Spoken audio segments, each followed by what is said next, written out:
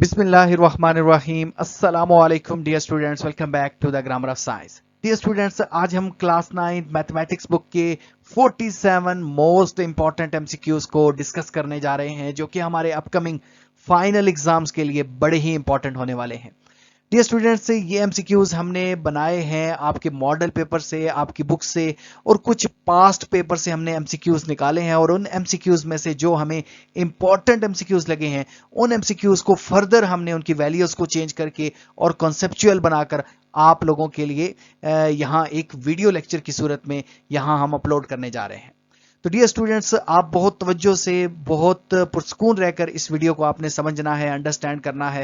इंशाल्लाह जब आप ये कर लेंगे तो you will be able to get good marks in your final exam. तो बिना टाइम वेस्ट किए चलते हैं और सीखते हैं इन इंपॉर्टेंट एमसीक्यूज को। जरूरी नहीं है कि यही एमसीक्यूज आएंगे, लेकिन ये बात की 100% श्योरिटी है कि इंशाल्लाह एमसीक्यूज इन्हीं से रिलेट कर रहे होंगे। अगर आप ये कर लेते हैं तो आपका एमसीक्यूज का जो पोर्शन है वो इंशाल्लाह काफी हद तक प्रिपेयर हो जाएगा। तो चलते हैं, मूव ऑन करते हैं और इसको अंडरस्टैंड करने की कोशिश करते हैं। Dear students, here we have MCQ number 1, which is the radical form of x की पावर -3/2 is, यानी इसकी रेडिकल फॉर्म क्या होगी।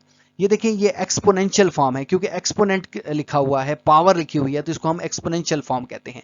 लेकिन अगर आप इसके ऊपर अंडर रूट लगा देते हैं तो ये बन जाएगी इसकी रेडिकल फॉर्म। तो ऐसे हमें डायरेक्ट नहीं पता चलेगा, हमने इसको सॉल्व करना है, देन हम आंसर करेंगे कि इसका राइट आंसर क्या है। तो यहां देखें, x की पावर -3/2 है, तो यहां जब भी पावर आपके पास या एक्सपोनेंट नेगेटिव आएगा तो आपने इसको पॉजिटिव करना है। तो पॉजिटिव कैसे करेंगे, इसका रेसिप्रोकल ले लेंगे, 1/x की पावर 3/2 लिख देंगे। यानी अगर पावर ऊपर नेगेटिव आ रही है तो इसका सारे का रेसिप्रोकल करके लिख देंगे, अगर नीचे है तो फिर इसको ऊपर ले जाएंगे। अब यहां देखें कि यहां 3/2 है, तो 2 का मतलब क्या है कि 1/2, तो इस 2 को हम स्क्वायर रूट में कन्वर्ट कर लेंगे और 3 को एज इट इज लिखेंगे। तो ये हमारे पास राइट ऑप्शन क्या बनता है जी, राइट ऑप्शन इसका बनता है बी। नेक्स्ट मूव करते हैं। नेक्स्ट हमारे पास है कि MCQ number 2, which is if A set is equal to 2,4,6 and B is 0,1, then find the number of elements in A cross B. तो ए क्रॉस बी में कितने एलिमेंट्स आएंगे, तो इसको हम सॉल्व करके देखते हैं। यहां देखें कि ए सेट के अंदर हमारे पास जो एलिमेंट है वो 3 है, आप देख सकते हैं 1 2 3 एलिमेंट्स है, और बी सेट के अंदर कितने एलिमेंट्स हैं, 2 एलिमेंट्स है। तो अगर आप जस्ट इनके एलिमेंट्स को मल्टीप्लाई करें, एलिमेंट्स के नंबर्स को मल्टीप्लाई करें, तो टोटल एलिमेंट्स आपके पास कितने आने वाले हैं, 6 आने वाले हैं। तो राइट आंसर इसका क्या आएगा, ऑप्शन सी आएगा। नेक्स्ट मूव करते हैं। Next we have MCQ number 3, which is what is the least common multiple. Least common multiple अगर लिखा आता है और एलसीएम नहीं लिखा आता तो both have same meaning of 7x - 6xy and 5xy cube - 3x square, यानी आपने इसका एलसीएम लेना है। तो अब एलसीएम हम कैसे लेंगे, एलसीएम हम इस तरह से लेंगे कि हमने इसके कॉमन लेने हैं। पहले हम इसको लिख लेते हैं 7x - 6y, इसमें से अगर हम कॉमन निकालें तो यहाँ जस्ट x है दोनों में, तो x कॉमन आ जाएगा, यहाँ 7 बच जाएगा और यहाँ -6y बच जाएगा। दूसरी जो हमारे पास वैल्यू है 5xy क्यूब - 3x स्क्वायर, यहां से अगर आप कॉमन लेते हैं तो यहां भी आपके पास कॉमन x ही है, रिजल्ट में हमारे पास 5y क्यूब - 3x बच जाएगा। अब इधर भी कॉमन x है और इधर भी x कॉमन है, तो कॉमन फैक्टर हमारे पास क्या है, x, और अनकॉमन फैक्टर क्या है, अनकॉमन फैक्टर यहां 7 - 6y है और यहां 5y क्यूब - 3x है, तो ये अनकॉमन फैक्टर है। आपको पता है कि एलसीएम हम कैसे लिखते हैं, common multiply by uncommon factors को आप मल्टीप्लाई कर दें तो ये आपके पास आ जाता है एलसीएम। तो राइट आंसर हमारे पास क्या बनता है, इन सब में आप देखें तो राइट आंसर हमारे पास बनता है ऑप्शन डी। तो ये हमारे पास राइट आंसर है। नेक्स्ट मूव करते हैं। नेक्स्ट हमारे पास जो एमसीक्यू है, which is what is the radian measure of 15 degree 50 minute, यानी इसको रेडियन में अगर आप कन्वर्ट करें तो कैसे आप कन्वर्ट करेंगे। तो सबसे पहले आप ये देखें कि ये जो 15 डिग्री है ये तो डिग्री में है, लेकिन ये जो मिनट में है इसको हमने कन्वर्ट करना है डिग्री में, देन फिर सबको हम रेडियन में ले जाएंगे। तो इसको कैसे करेंगे, हमें पता है कि 1 डिग्री इक्वल होता है π/180 रेडियन के। तो हमने क्या करना है, हमने जस्ट ये तो डिग्री को रेडियन में कन्वर्ट करने का तरीका लिखा है, लेकिन यहां देखें ये जो मिनट है 50 मिनट, इस मिनट को हम पहले डिग्री में लेकर जाएंगे। अगर मिनट को अपने डिग्री में लेकर जाना है तो आपने जस्ट 60 से डिवाइड करना है। तो 60 से जब आप डिवाइड करेंगे तो ये चला जाएगा आपका डिग्री में चला जाएगा, 5/6 डिग्री आ जाएगा। अब ये जो 5/6 डिग्री है इसको 15 डिग्री के अंदर ऐड करेंगे तो टोटल ये डिग्री आ जाएगा। अब ये टोटल जो डिग्री है इसको हमने कन्वर्ट करना है रेडियन में, तो जब भी डिग्री को रेडियन में कन्वर्ट करते हैं तो you have to multiply with pi by 180। Pi by 180 से आपने मल्टीप्लाई करना है, तो मल्टीप्लाई करें तो आंसर क्या आता है 19 पाई ओवर 216। तो राइट आंसर क्या बनता है जी, राइट आंसर हमारे पास बनता है जी ऑप्शन ए। नेक्स्ट मूव करते हैं। नेक्स्ट हमारे पास एमसीक्यू नंबर 5 है, which is what is the value of -3 tan square theta in a single trigonometric function. अगर आप इसको सिंगल ट्रिग्नोमेट्रिक फंक्शंस में लिखें तो कैसे लिख सकते हैं, तो देखिए कि यहाँ हम इसको सॉल्व करेंगे अगेन, और सॉल्व कैसे करेंगे, यहाँ देखिए इन दोनों में 3 -3 कॉमन है, तो -3 आप कॉमन ले लें, यहाँ 1 बचेगा, यहाँ tan स्क्वायर थीटा बचेगा। अब आपको पता है कि 1 + tan स्क्वायर थीटा किसकी इक्वल होता है, सीकेंड स्क्वायर थीटा के, तो 1 + tan स्क्वायर थीटा की जगह आप क्या लिख देंगे, सीकेंड स्क्वायर थीटा। तो राइट आंसर क्या आएगा, -3 secant square theta, which is option B. Next देखते हैं। नेक्स्ट हमारे पास है identify the property that justify -3 into 2 - y is equal to -6 + 3y। अब देखें कि ये जो -3 है ये मल्टीप्लाई हो रहा है 2 से, तो -3 2 जार क्या होता है -6, एंड -3 इंटू -y तो ये +3y है। तो इसका मतलब है ये जो 3 है वो डिस्ट्रीब्यूट हो रहा है दोनों के साथ, तो इसको हम बोलेंगे distributive property, which is the option C. Next move करते हैं। नेक्स्ट हमारे पास एमसीक्यू नंबर 7 है, which is if a dot b is equal to 1 what is the value of b। b की क्या वैल्यू होगी, तो अब देखें कि b की जगह हमें क्या लिखना होगा ताकि इसका आंसर 1 आ जाएगा। तो b इसका मतलब है कि 1/a होगा, यानी b की जगह अगर हम 1/a लिखें तो ये a से कैंसिल आउट हो जाएगा, तो तभी तो आंसर हमारे पास जो है वो 1 आएगा। तो इसका मतलब है कि b की जो वैल्यू है वो 1/a है, और ये हमारे पास राइट आंसर है जी ऑप्शन सी। नेक्स्ट देखें कि अकॉर्डिंग टू रिफ्लेक्सिव प्रॉपर्टी, ये इंपॉर्टेंट है। रिफ्लेक्सिव प्रॉपर्टी क्या है, रिफ्लेक्सिव प्रॉपर्टी का मतलब है कि बिल्कुल ये वर्ड आप यूं समझिए कि रिफ्लेक्शन से निकला है, यानी इसका हूबहू, यानी ये जो हमारे पास लिखी है इक्वेशन, तो इस इक्वेशन के हूबहू कौन सी और इक्वेशन है, तो यहां देखें कि यहां जो इसके हूबहू इक्वेशन है वो हमारे पास है option C, which is y² - 19। तो राइट आंसर क्या है, ऑप्शन सी। नेक्स्ट देखिए, नेक्स्ट हमारे पास एमसीक्यू नंबर 9 है, which is commutative property does not hold with respect to. Commutative property addition के लिए होल्ड करती है, मल्टीप्लिकेशन के लिए होल्ड करती है, लेकिन सब्ट्रैक्शन के लिए याद रहे कम्यूटेटिव प्रॉपर्टी होल्ड नहीं करती। कम्यूटेटिव प्रॉपर्टी क्या है कि ऑर्डर जो है वो मैटर नहीं करता, 2 + 3 इज इक्वल टू 3 + 2, तो ये कम्यूटेटिव प्रॉपर्टी है, लेकिन ये सब्ट्रैक्शन के लिए होल्ड नहीं करती। नेक्स्ट देखिए, नेक्स्ट हमारे पास एमसीक्यू नंबर 10 है, which is log 50 - 5 can be written as. अब 50 - 5 को आप कैसे लिख सकते हैं, क्या आप ऐसे लिख सकते हैं, अगर दोनों के साथ आपने log लिखना है तो तब फिर ये जो माइनस है वो चला जाएगा डिवीजन में, तो ये इस तरह नहीं लिख सकते हम। अब देखिए नेक्स्ट कि यहाँ प्लस तो हो ही नहीं सकता, क्योंकि ये माइनस को आप प्लस में चेंज नहीं कर सकते, डिवीजन में चेंज कर सकते हैं। देखिए यहाँ डिवीजन में हमने चेंज कर दिया, लेकिन फिर दोनों के साथ log नहीं आएगा, एक के साथ log आएगा, तो इसका मतलब है कि राइट आंसर इनमें से कोई भी नहीं है, तो हम जाएंगे ऑप्शन डी की तरफ, which is none of these. Next देखिए, नेक्स्ट मूव करते हैं। Next we have MCQ number 11, which is log xz into log yx dot 1/log yz।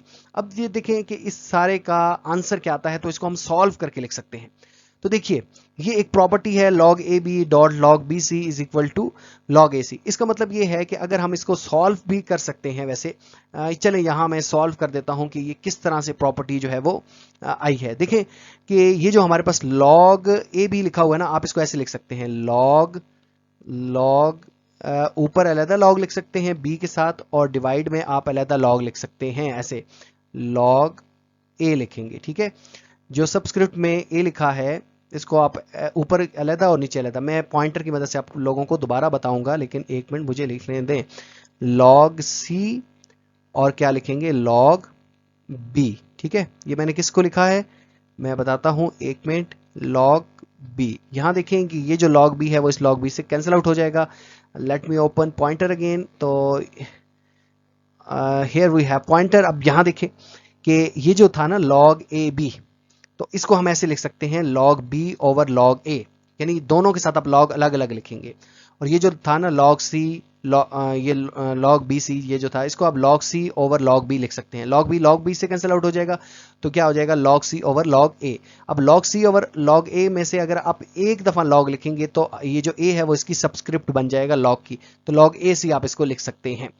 तो इसका क्या मतलब हुआ, ये हमारे पास एक रूल है जो कि अभी हमने समझा। इसी रूल के अकॉर्डिंग ये जो पहली दो वैल्यूज हैं log xz and log yx, तो इसमें हमने क्या करना है कि जस्ट ये जो x है x से कैंसिल कर देना है, log z बाय y बना देना है। ये देखिए log z बाय y बना देना है, ये हमने चीज कर देनी है इसको। तो अब यहां देखिए मल्टीप्लाई कर देना है 1 ओवर log zy से, यानी ये जो हमारे पास ये देखें आप कि इसको अभी हमने नहीं छेड़ा, इसके साथ ये जो आंसर आया ना log zy, इसको हमने 1 ओवर log yz से मल्टीप्लाई कर देना। तो जब आप इन दोनों को मल्टीप्लाई करेंगे तो आंसर क्या आएगा, 1 आएगा, विच इज ऑप्शन बी।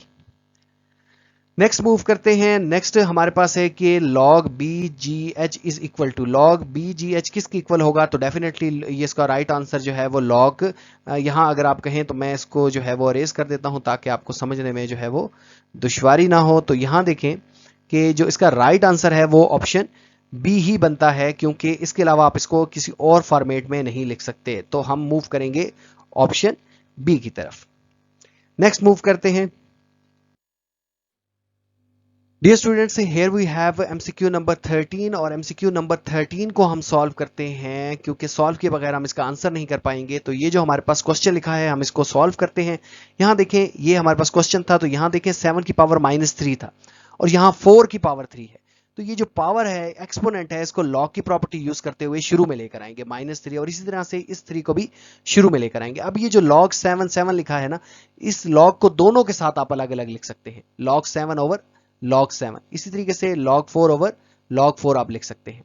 तो ये log 7 से कैंसिल आउट हो जाएगा, log 4 से कैंसिल आउट हो जाएगा, यहां भी 1 बचेगा, यहां भी 1 बचेगा, -3 और +3 आ जाएगा। -3 और +3 को आप ऐड करेंगे तो राइट आंसर क्या आएगा, ऑप्शन सी आएगा, विच इज 0। नेक्स्ट मूव करेंगे। नेक्स्ट देखिए MCQ number 14 is log 4 minus log 2 plus log 2 minus log 3।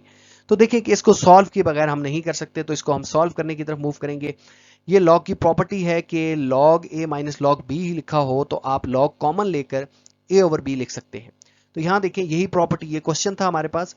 इस क्वेश्चन में ये जो log 4 माइनस log 2 है, तो log कॉमन लेकर 4 और 2 को डिवाइड कर देंगे। इसी तरीके से यहां देखें कि यहां से हम क्या कॉमन लेने वाले हैं, log, इन दोनों में से log कॉमन लेंगे तो 2 ओवर 3 लिख देंगे। तो देखें कि log 2 प्लस log 2 ओवर 3 ये हमने लिख दिया।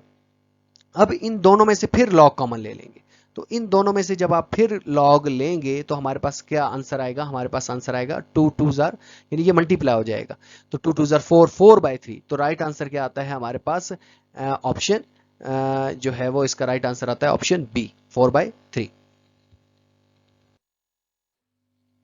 Dear students, here we have MCQ number 15, which is simplify r square minus x square over r divided by r minus s over s। यानी इसको सिंप्लीफाई करने से क्या आएगा, तो सिंप्लीफाई किए बगैर हम इसका आंसर जो है वो नहीं बता सकते, तो हम सिंप्लीफिकेशन की तरफ जाते हैं। यहाँ देखिए, यहाँ ये हमने क्वेश्चन लिख दिया है। अब इसमें ये जो डिवीजन है इसको हमने रिप्लेस करना है विद मल्टीप्लिकेशन। तो जब आप ऐसा करेंगे तो डिवीजन के बाद जो वैल्यूज होती हैं इनका आप रेसिप्रोकल ले लेते हैं। दैट मीन इसको उल्टा देते हैं, s ऊपर चला जाएगा, r माइनस s नीचे आ जाएगा। अब ये जो लिखा हुआ है ना r square minus x square, इसको आप ओपन करेंगे by using identity a square minus b square is equal to a minus b into a plus b। तो r माइनस x आएगा और r प्लस x आएगा, लेकिन इससे फर्दर इसकी सिंप्लीफिकेशन नहीं हो सकती क्योंकि यहाँ x है और यहाँ s है। अगर यहाँ भी x होता तो ये कैंसिल आउट हो जाता, तो ऐसा पॉसिबल नहीं है। अब इस वजह से इनमें से कोई भी ऑप्शन नहीं है, तो हम मूव करेंगे ऑप्शन डी की तरफ और इसको मार्क करेंगे। नेक्स्ट हमारे पास एमसीक्यू नंबर 16 है, the least common multiple of x4 y3 minus x3 y4 and x3 y minus xy3। इसका लीस्ट कॉमन मल्टीपल क्या आएगा, तो इसको भी हम सॉल्व करेंगे। ये एक एक्सप्रेशन है, एक ये एक्सप्रेशन है। तो देखिए यहां हमने पहले को लिख दिया। अब इन दोनों में क्या चीज कॉमन है, तो कॉमन हम इस तरह से देखते हैं कि x की जो पावर है वो छोटी से छोटी, कम से कम, यहाँ x की पावर 3 है और यहाँ x की पावर 4 है, तो x की पावर 3 जो है वो हम कॉमन ले लेंगे। y की पावर 4 है, यहाँ y की पावर 3 है, तो y की कम से कम पावर क्या है 3, तो वो हम कॉमन ले लेंगे। जब आप कॉमन लेंगे ना तो यहाँ नीचे डिवाइड कर दिया करें, आपको पता चल जाएगा y3 से कैंसिल आउट हो जाएगा, जस्ट x बचेगा, यहाँ y बचेगा। अच्छा, इसके बाद जो है इसको फिलहाल रहने दें, ये हमने यहां तक कर लिया। अब दूसरा जो है इसको देखिए, ये हमारे पास है x cube y minus x y cube. अब इसमें x की कम से कम पावर 1 है तो x की 1 कॉमन लेंगे, और y की कम से कम पावर इस एक्सप्रेशन में 1 है तो वो हम कॉमन ले लेंगे। अंदर x square minus y square बचेगा, और x square minus y square को फर्दर ओपन कर सकते हैं, x माइनस वाई और x प्लस वाई। अब देखें कि ये जो x क्यूब था y क्यूब था, इसको मैंने स्प्लिट कर दिया एक्स स्क्वायर वाई स्क्वायर और एक्स वाई में। ऐसा क्यों किया? क्योंकि नीचे एक्स वाई आ रहा था, ताकि हमें कॉमन लेना आसान हो। तो कॉमन अब हमारे पास क्या है, एक एक्स वाई है, ठीक है, और एक क्या है, एक्स माइनस वाई है इन दोनों में। तो एक्स माइनस वाई यहां हमने लिख दिया, एक्स वाई आप अभी अज्यूम करें कि हमने लिख दिया है बस यहां। अब अनकॉमन भी हमने लिखने हैं, तो अनकॉमन एक्स प्लस वाई वो भी लिखना है, और एक्स स्क्वायर वाई स्क्वायर वो भी हमने लिखना है। तो जो एक्स स्क्वायर वाई स्क्वायर हमने लिखा वो एक्स वाई से मल्टीप्लाई होगा, तो एक्स क्यूब वाई क्यूब आ जाएगा। तो इसका राइट आंसर ये हमारे पास बनता है, जो कि ऑप्शन हमारे पास बनता है जी ऑप्शन सी में। तो राइट आंसर क्या है जी, ऑप्शन सी। नेक्स्ट मूव करते हैं। नेक्स्ट हमारे पास एमसीक्यू नंबर 17 है कि what is the square root of 36x6y16। इसका स्क्वायर रूट क्या होगा, तो इसको भी हम सॉल्व कर लेते हैं। यहां देखें, यहां हमने इसके ऊपर स्क्वायर रूट डाल दिया है सबके ऊपर, और जब हमने स्क्वायर रूट इसके ऊपर लगाया है तो आप देख सकते हैं कि 36x6y16 है। अब सबके ऊपर अलग अलग स्क्वायर रूट जो है वो आप इस तरह इंस्टॉल कर सकते हैं, लगा सकते हैं। तो 36 किसका स्क्वायर होता है, 6 का। अब x की 6 है तो यहाँ 6 को आप फर्दर स्प्लिट कर सकते हैं 2 इंटू 3, तो 2 जो है वो स्क्वायर रूट से कैंसिल आउट हो जाएगा, बाकी 3 बचेगा। y16 को आप 2 इंटू 8 लिख सकते हैं, तो 2 जो होगा वो स्क्वायर रूट से कैंसिल आउट हो जाएगा, तो 8 बचेगा। तो इसका राइट आंसर क्या आता है, 6x क्यूब y8। तो राइट आंसर क्या है हमारे पास, ऑप्शन डी, ऑप्शन जो है वो हमारे पास सी है। नेक्स्ट मूव करेंगे, विच one is the linear equation in one variable, यानी कौन सी ऐसी जो लीनियर इक्वेशन है और उसका जो वेरिएबल है वो एक वेरिएबल है। तो ये देखें कि ये जो इक्वेशन है ना एक्स स्क्वायर, ये लीनियर नहीं होती, ये भी लीनियर है, ये भी लीनियर है, ये भी लीनियर है। लेकिन अब अगर x पावर जो है ना वो 1 हो तो उसको हम लीनियर कहते हैं, एक बात तो हमें समझ आई। लेकिन अब वेरिएबल 1 हो, यहां देखें x और y दो वेरिएबल है, यहां भी x और y दो वेरिएबल है, जो c है ना इसमें जस्ट x है, एक ही वेरिएबल है। तो राइट आंसर क्या है, ऑप्शन सी है। नेक्स्ट मूव करेंगे।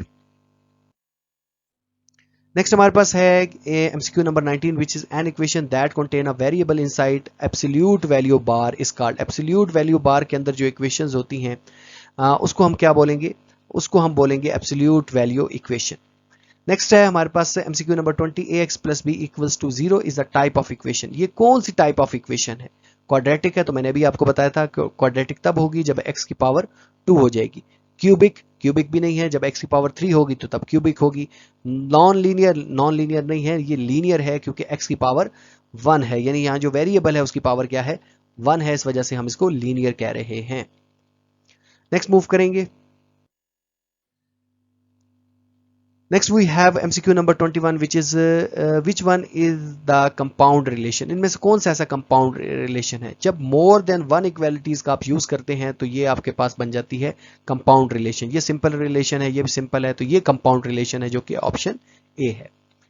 नेक्स्ट देखिए MCQ number 22, the point where all altitude of triangle meet. जहां सारे एल्टीट्यूड मिलते हैं किसी ट्राइंगल के, उस पॉइंट को क्या कहते हैं। ये बड़े इंपॉर्टेंट एमसीक्यूज हैं और इस तरह के एमसीक्यूज मैं एक्सपेक्ट कर रहा हूं आपके एग्जाम में।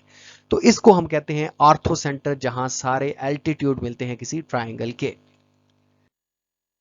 नेक्स्ट हमारे पास है कि the point where are all perpendicular bisector of triangle meet. जब परपेंडिकुलर बाइसेक्टर मिलेंगे तो फिर हम ऑर्थो सेंटर तो नहीं कहेंगे, फिर हम कहेंगे सर्कम सेंटर।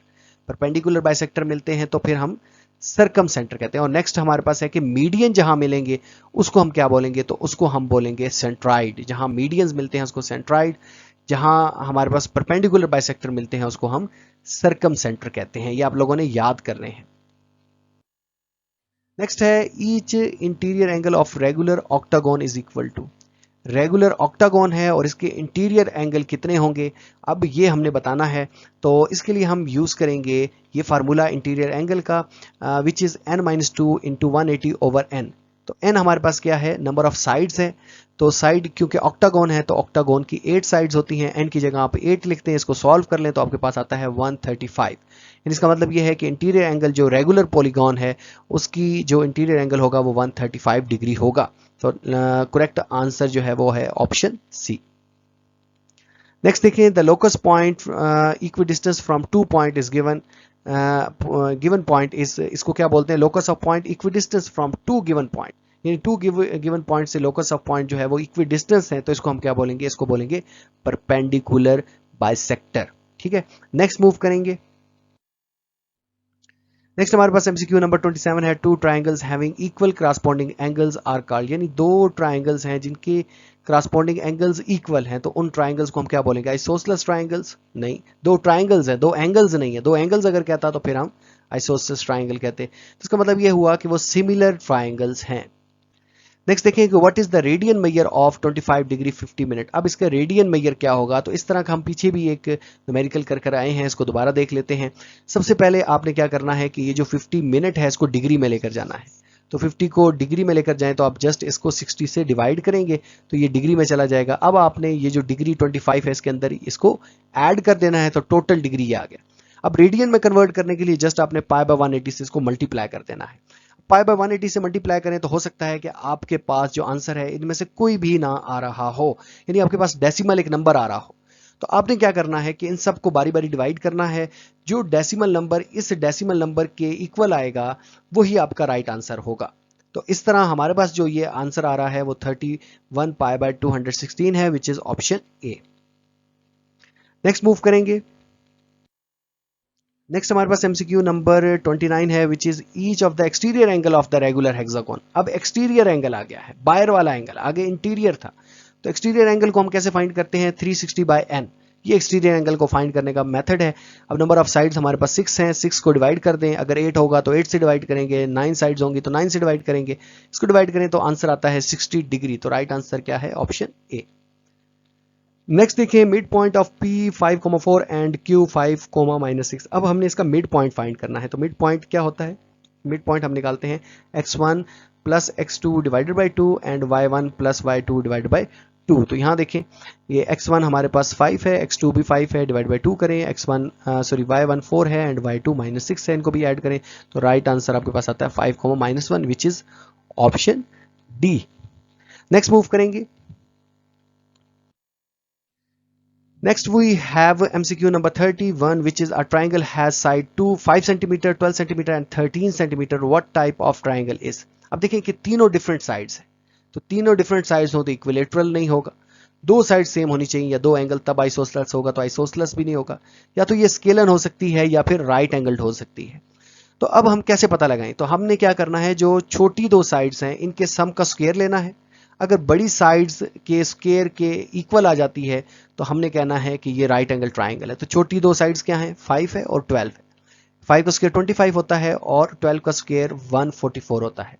तो 25 और 44 को ऐड कर दें तो 169 होता है, जो कि इक्वल आता है इस तीसरी साइड्स के स्क्वायर के। तो इसका मतलब है ये राइट एंगल ट्राइंगल है, which is option C. Next move करें, MCQ number 32, if the coordinates of triangle are a 0,0 b 4,0 and c 0,3, it's centroid is at, इसका सेंटर्ड कहाँ है। तो इसका जो सेंटर्ड होगा उसको हम कहाँ से निकालेंगे, उसका जो सेंटर होगा इसके लिए हम ये फार्मूला लिखेंगे कि x1 plus x2 plus x3, यानी तीनों x कोऑर्डिनेट्स को आपने ऐड करना है और तीनों y कोऑर्डिनेट्स को ऐड करना है। तो जब तीनों x और तीनों y को ऐड करेंगे, क्योंकि 3 कोऑर्डिनेट है तो डिवाइड बाय 3 करेंगे, अब 2 नहीं करेंगे, तो इस तरह आपके पास आता है 4/3, 1 which is option C. Next move करेंगे। डियर स्टूडेंट्स, अब हम मूव करते हैं एमसीक्यू नंबर 33 की तरफ, और जो कि है कि a fair coin is toss twice. एक फेयर कॉइन है जिसको आप 2 टाइम्स टॉस करते हैं, the frequency of appearing head twice is. अब फ्रीक्वेंसी जो है हेड की वो क्या होगी, तो यहाँ देखें कि जब आप इसको टॉस करेंगे तो पॉसिबिलिटी है कि हेड हेड आए, एक ये पॉसिबिलिटी है, एक पॉसिबिलिटी ये है कि टेल टेल आए, एक पॉसिबिलिटी है कि हेड टेल आए और फिर टेल हेड आए। तो 4 टोटल पॉसिबिलिटीज हैं, टोटल आउटकम्स कितनी हैं, 4 हैं, लेकिन हेड हेड आने की जो पॉसिबिलिटी है वो 1 टाइम है, तो आप total outcomes over favourable outcomes over total outcomes in दोनों को डिवाइड करते हैं तो ये आपके पास आ जाती है फ्रीक्वेंसी आ जाती है, तो 1/4 विच इज ऑप्शन ए।